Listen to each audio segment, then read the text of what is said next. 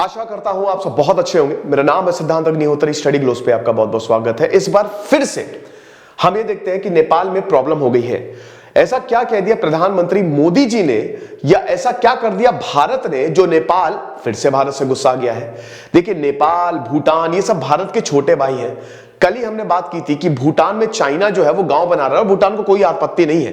भूटान 37-38 साल से सीमा विवाद है, जो उनकी 450 किलोमीटर की बाउंड्री है, लेकिन भूटान को तब भी कोई आपत्ति नहीं है। आप ये समझिए, गलत हो रहा है ये यहां पे, लेकिन भारत जरा सी रोड एक्सटेंड कर रहा है तो नेपाल को प्रॉब्लम। नेपाल, जैसा कि मैंने बताया, कि भारत का छोटा भाई है, बहुत अच्छे रिश्ते हैं, लगभग हर चीज पे भारत नेपाल का सपोर्ट करता है। आप समझ रहे हो, लेकिन दिक्कत कहां है? दिक्कत यहां है कि जब से नेपाल में कम्युनिस्ट सरकार आई है, केपी ओली प्रधानमंत्री बने। अब केपी ओली प्रधानमंत्री है नहीं, जुलाई में आपको पता है ना कि उनको स्टेप डाउन करना पड़ा। क्यों स्टेप डाउन करना पड़ा, इसमें मैंने लेक्चर लिया है। साथ ही साथ मुझे कमेंट बॉक्स में बताइए present prime minister of Nepal कौन है, तो उनको स्टेप डाउन करना पड़ा। अब प्रॉब्लम यह है कि भाई नेपाल में कम्युनिस्ट, चाइना में कम्युनिस्ट, तो कम्युनिस्ट कम्युनिस्ट भाई भाई, सीधी बात है, चाइना नेपाल को सपोर्ट करेगा, यही दिक्कत हो रही है। अब यहां पे भारत 80 किलोमीटर, जो उनका पहला भाई कैलाश मानसरोवर के लिए रोड बना रहे हैं, वही प्रोजेक्ट 80 किलोमीटर रोड का विस्तार कर रहे हैं, तो अब नेपाल को प्रॉब्लम हो गई। नेपाल कह रहा है कि भाई तुम हमारी टेरिटरी में क्यों बना रहे हो। तो आप ये समझिए कि नरेंद्र मोदी जी ने जो अनाउंसमेंट किया है भाई, क्योंकि उत्तराखंड में चुनाव होने वाले हैं, और भाई अब यहां पे गए थे उत्तराखंड और उन्होंने बोला कि we will going to extend the road in the Lipulekh region, जिसकी वजह से नेपाल का दिमाग खराब हो गया और वहां पे बड़ा गुस्सा है। आप समझिए, बहुत ही तगड़े तरीके से ऑपोजिशन पार्टीज और जो पार्टी सत्ता में है उन्होंने इसका विरोध किया है कि भारत ऐसा कर कैसे सकता है। तो इलेक्शन रैली थी हल्द्वानी में, उत्तराखंड में 30 दिसंबर को, तो उन्होंने ये अनाउंस किया था मोदी जी ने कि भाई देखो, हम तो रोड को एक्सटेंड करने वाले हैं। लिपुलेख जो है ये आप समझिए कहां पे आता है, it is at the tri junction, Uttarakhand, China, Nepal. देखिए, आप ऐसे समझ नहीं पाएंगे, हम ऐसे समझते हैं। अब आपको बहुत अच्छे से समझ में आ जाएगा। नेपाल की अगर बात करें तो नेपाल, जैसा कि मैंने बताया, कि अपने आप को असल हिंदू स्टेट बोलता था, कि भाई हम हैं, 84% वहां पे हिंदू मिलेंगे।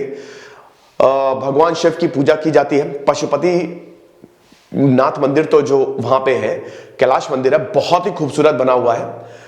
तो आप ये समझिए कि गोरखा जो है यहां पे थे, गोरखाओं ने कमाल का भारत के लिए बहुत ही जाबाज गोरखा, जिन्होंने भारत के लिए अपना खून बहाया है, और गोरखा किंगडम यहां पे था 1768 से लेकर इनफैक्ट 2008 तक मोनार्की पूरी थी। और ये गोरखाओं ने ना, नेपाल का जो किंगडम था, इन्होंने ये सिक्किम हो गया, ये उत्तराखंड के बहुत सारा एरियाज हो गए, कुमाऊं गढ़वाल रीजन, ये सब इनके पास आ गया था। लेकिन उसके बाद क्योंकि ब्रिटिशर यहां पे आ गए, अब ब्रिटिश और नेपाल के बीच में होता है युद्ध 1814 में, एंग्लो नेपाल वॉर। ये वही वॉर है जब यहां पे सिख एम्पायर से नेपाल ने मदद मांगी थी, लेकिन महाराजा रंजीत सिंह ने मना कर दिया था। महाराजा रंजीत सिंह ने क्यों मना कर दिया था? क्योंकि उन्होंने ऑलरेडी ब्रिटिश से बात कर ली थी, ट्रीटी ऑफ फ्रेंडशिप, कि भाई देखो, तुम अपने ही एरिया में रहना, इधर सतलज के इधर आने के, मतलब सतलज नदी है ना, तो इधर साइड तुम नहीं आओगे, इधर ही साइड रहना, ठीक है। तो इसलिए वो नहीं आ पाए। अब 1816 में ट्रीटी ऑफ सुगौली साइन होती है। हालांकि ट्रीटी ऑफ सुगौली 1815 में साइन हुई, इंप्लीमेंटेशन 1816 में हुआ। तो यहां पे नेपाल की बाउंड्री स्टैब्लिश हो, क्योंकि नेपाल हार गया, मतलब तो अब जाहिर सी बात है, जो हारता है, जो किंगडम हारता है, टर्म्स एंड कंडीशंस उसके तो रहते नहीं है, जीतने वाले के टर्म्स एंड कंडीशन रहते हैं। तो नेपाल को इतने में सीमित कर दिया, आप देख रहे हैं ना, इतने में सीमित कर दिया। और प्रॉब्लम ये कर दी कि यहां पे बाउंड्री जो है वो नदी को निर्धारित कर दिया, कि नदियां जो है वो बाउंड्री है। भारत में प्रॉब्लम क्या है? भारत और चाइना के जो कॉन्फ्लिक्ट हो, उसमें प्रॉब्लम यही है, फिंगर 1, फिंगर 2, फिंगर 3, फिंगर 4, 8 तक, जब ज्योग्राफिकली किसी भी चीज को आप बोलते हो बाउंड्री है, जैसे एलओसी में प्रॉपर डिमार्केशन लाइन है ना, फेंस लगी हुई है। लेकिन चाइना और भारत में क्या है, यहां पे ज्योग्राफिकल लोकेशंस को बाउंड्री बना दिया, तो प्रॉब्लम आनी ही आनी है। हालांकि भारत और नेपाल के संबंध बहुत अच्छे हैं, तो कभी भी प्रॉब्लम नहीं आई। तो 1816 में ट्रीटी ऑफ सुगौली के में क्या था कि पहले तो सारे एरिया, बड़े बड़े एरिया जो है वो ब्रिटिश ने अपने पास ले लिए। और यहां पे समझिए, यहां पे काली नदी है ना, महाकाली नदी, और ये मेची नदी, ठीक है, ये जो नदी, ये है नेपाल की बाउंड्री। पहली बात ये है। दूसरा पॉइंट क्या है? दूसरा पॉइंट, ये जो नदी है ना, ये वाली जो नदी है, ये 3 नदियों से मिलती है, ठीक है, ये 3 नदियों से मिलती है।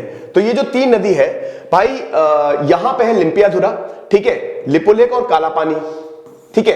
अब यहां पे नेपाल बोलता है कि मतलब ये इतना बड़ा एरिया नहीं, यहां पे ऐसे छोटा सा एरिया है, ठीक है ना, ये छोटे से 3 नदियों से मिलकर बनी है। नेपाल बोलता है कि भाई हम तो लिम्पियाधुरा तक जाएंगे, ठीक है, हमारा एरिया तो इधर तक है, यानी कि ये वाला एरिया इनका। और भारत कहता है कि नहीं, ये वाली जो नदी है भाई, इधर वाला ये वाला एरिया हमारा है, और ये जो काला पानी है ये वाला आपका एरिया है, ठीक है ना। तो हमारी बाउंड्री यहां तक है।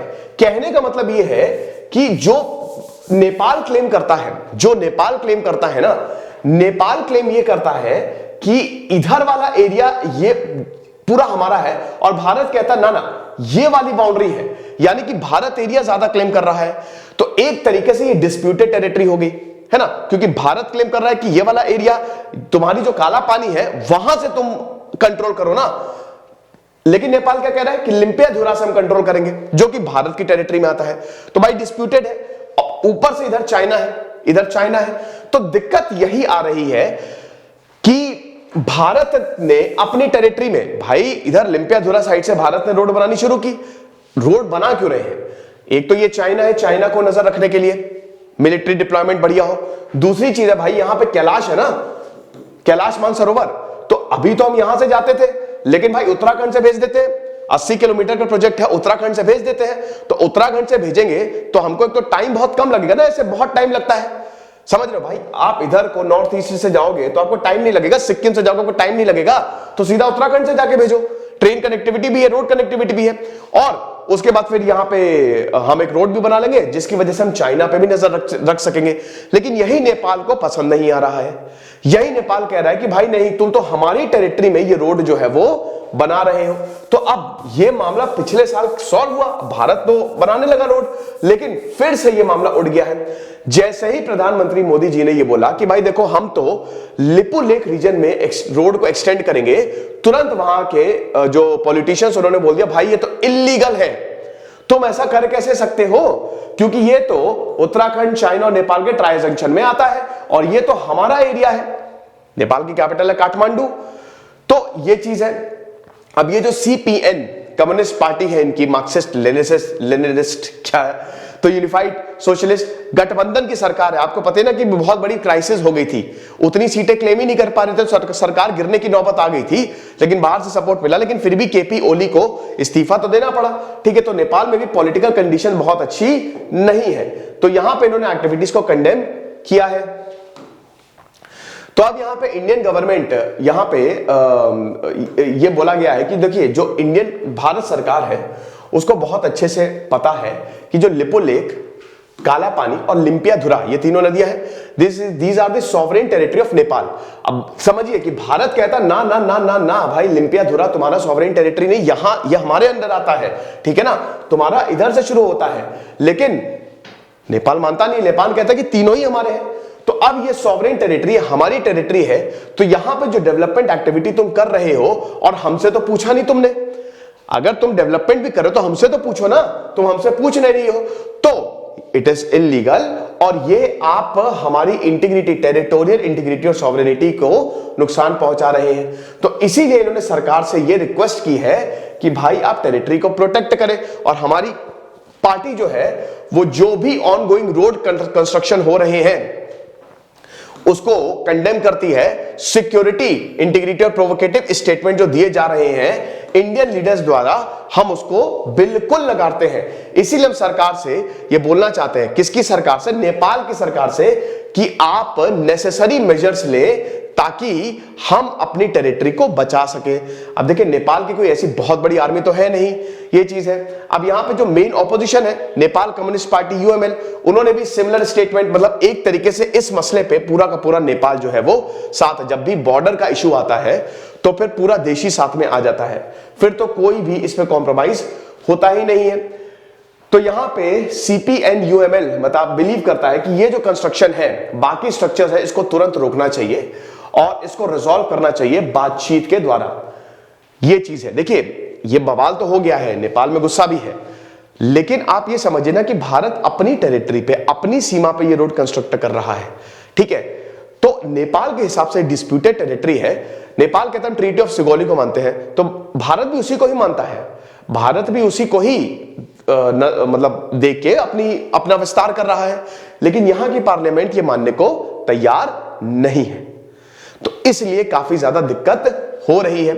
अब इसका फायदा जो है वो चाइना उठाएगा, डेफिनेटली चाइना उठाएगा। आगे आने वाले समय में ये मामला तूल पकड़ सकता है नेपाल में, तो देखेंगे फिलहाल आगे क्या होता है। ये लेक्चर था, आई होप आपको पसंद आया होगा। मैं बता दूं कि हमारी सेल चल रही है, तो संक्रांति आपको कूपन कोड यूज करना है। आज आखिरी दिन है, कल हमने इसको शुरू की थी। सारे कोर्सेज पे 20% ऑफ है, ठीक है। तो अगर आप कोई भी कोर्स लेना चाहते हैं तो अभी अच्छा मौका है। खुश रहिए, पढ़ते रहिए। देश सिद्धांत अग्निहोत्री साइनिंग ऑफ।